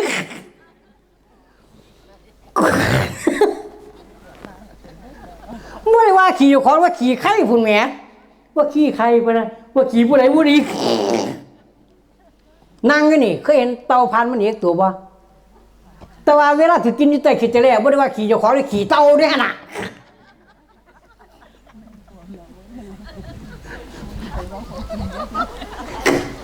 โอ้ยงกขี้จะแล้วกันจุงไรเหมือนมินขี้เต่าปะนะว้าวโอ้แสดงว่ามันมาห้อมอยู่นี่บ่ซุแนว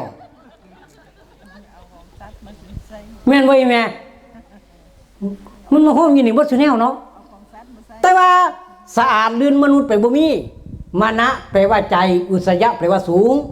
มนุษย์แปลว่าผู้มีจิตใจสูงจิตใจประเสริฐถ้าจิตใจบ่สูงนี่อื่นว่าคนนี่มันร่วมกันอยู่นี่ย่ามดีก็มีย่ามชั่วก็มีชั่วที่สุดจนว่าคมคืนว่าลูกเจ้าของพุ่นล่ะดีที่สุดก็จนกว่าสามารถเป็นพระหลานพุ่นล่ะชั่วที่สุดจนว่าฆ่าพ่อฆ่าแม่เจ้าของพุ่นล่ะนี่ดีที่สุดก็อยู่นี่ล่ะชั่วที่สุดก็อยู่นี่ล่ะมันมนุษย์นี่ล่ะมันคนนี่ล่ะมันคนนี่ล่ะจักเบาเลี้ยงสะอาดก็สุดอยู่นี่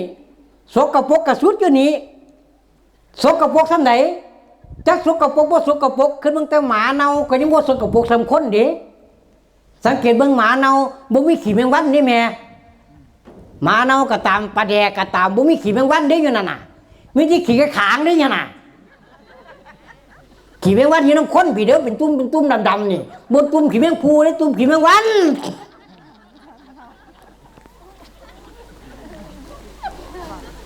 แม่นบ่พอ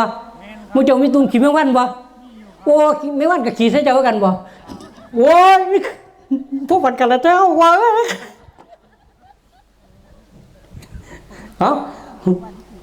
มานี่ขอต่อไปคาร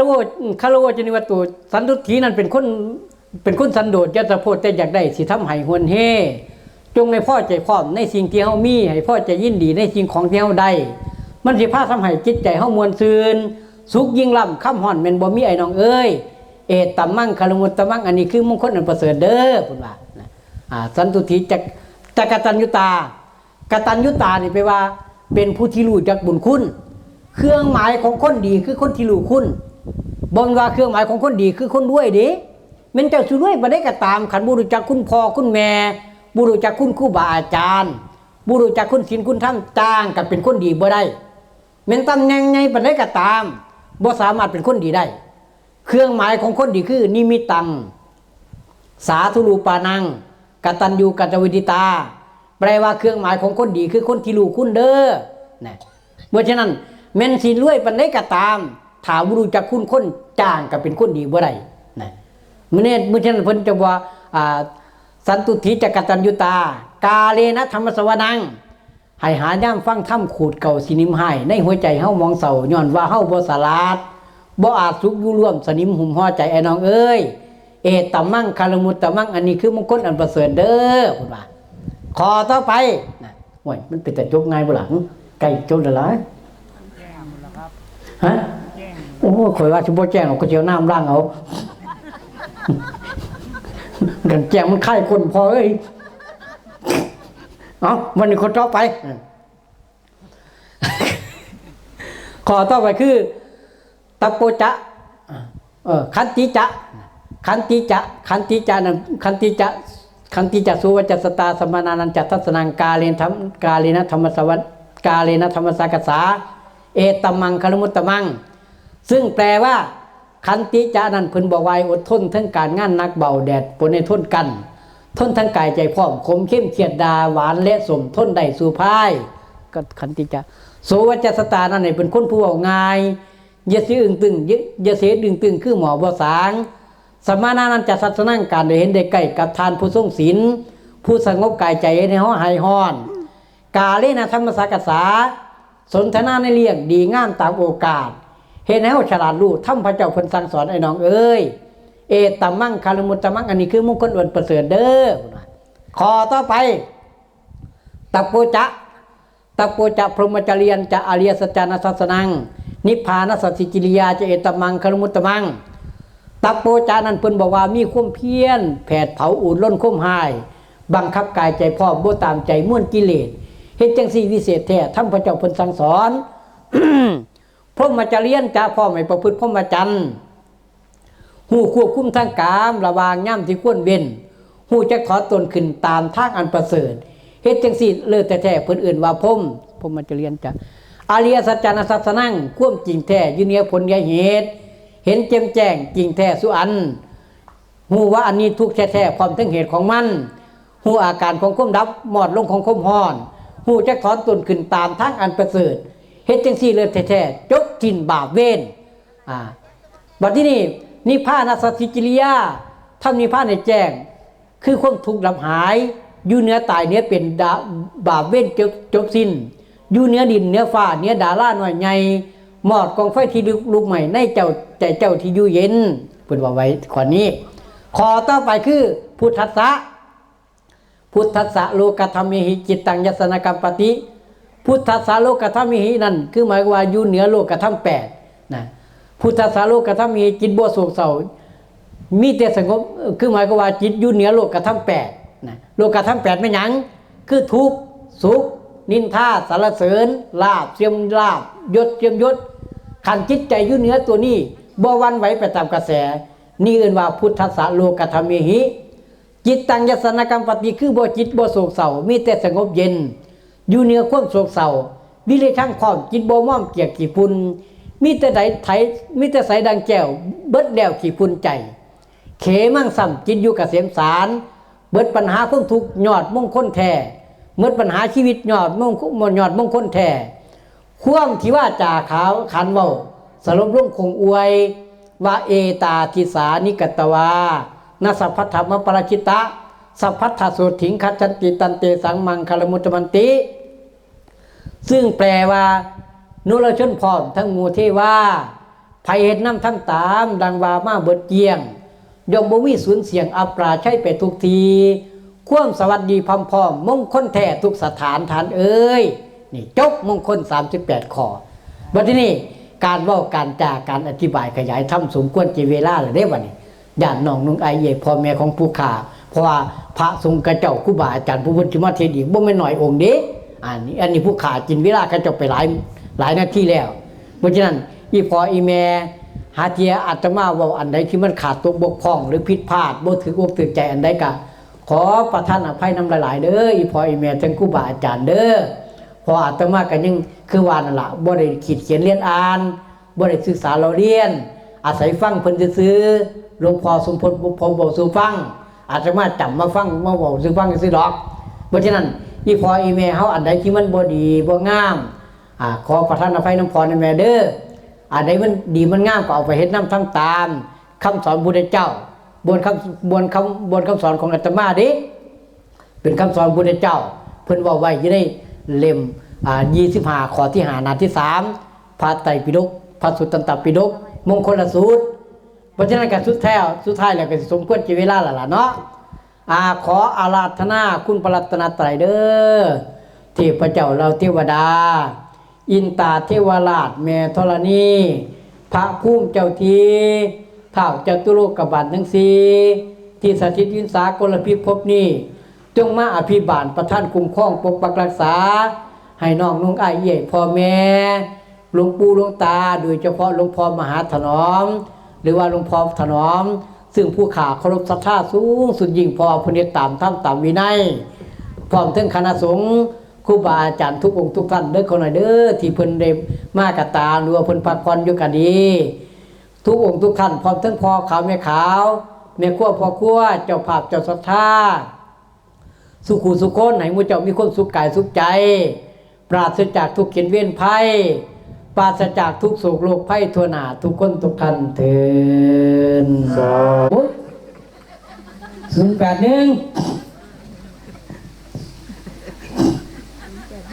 081 แล้วบ่053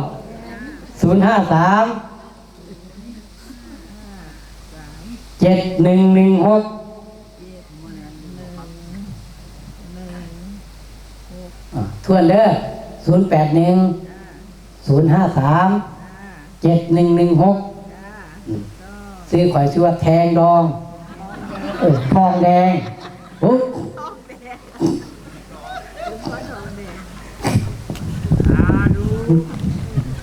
เบอร์ที่2บัดที่2เบอร์เท่าไหร่แต่ว่ามื้อเจ้าโทรศัพท์ไปหาข่อยสิขอรับสารภาพความจริงเด้อถ้าเทียบไม่ออกรับแทนมื้อเจ้าอย่าเข้าใจผิดข่อยเด้อข่อยแค่เฮ็ดที่ใดก็อย่าถามแจอยู่เพราะว่าข่อยยันเขาเจ้าเข้าใจผิดผู้ว่าเขาเจ้ามารับแทนก็ได้ผู้เขาเจ้ารับแทนมันจะบอกว่ากรุณาเต็มเงินด้วยค่ะสิว่าอะไรอย่างนั้นจังมันนอนยังไดเราอีกก็ได้ขอว่าสิร้อยโทษตัวมันรับบ่รับจะเกียมแหมบอกได้ข่อยเติมเงินแหมโอ้ยเบอร์ที่2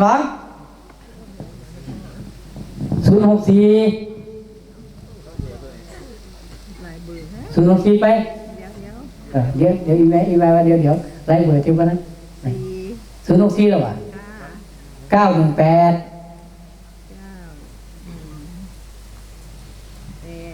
3403นั่นล่ะ064 918 3403วันนี้อีแม่เฮารับพรอยู่นี่เด้อรับพรจากลูกจากเต้าเดี๋ยวได้ไหมเด้อเดี๋ยวอนุญาตได้ไหมเด้อเดี๋ยวก่อนขอสิญาถ่ายขอญาถุงก่อนญาถุงข่อยเลยล่ะญาถุงก่อนเป็นญาถา